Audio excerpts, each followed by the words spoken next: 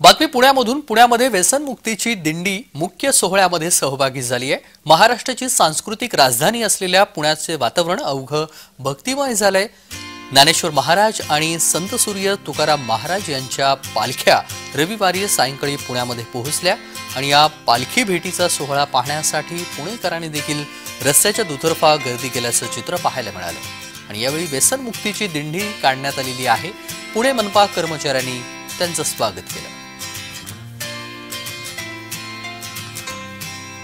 दोन पालखी आज पुण्यामध्ये मुक्कामी असणार आहेत।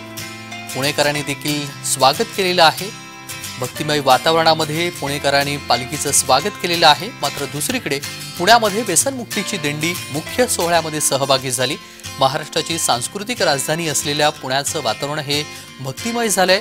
ज्ञानेश्वर महाराज आणि तुकाराम महाराज यांच्या पालख्या रविवारी सायंकाळी पुण्यामध्ये पोहोचल्यात आणि हा पालखी भेटीचा सोहळा पाहण्यासाठी पुणेकरांनी देखील रस्त्याच्या दुतर्फा गर्दी केल्याचं चित्र पाहायला मिळालं। आणि यावेळी व्यसनमुक्तीची दिंडी काढण्यात आली। पुणे मनपा कर्मचाऱ्यांनी त्याचं स्वागत केलं।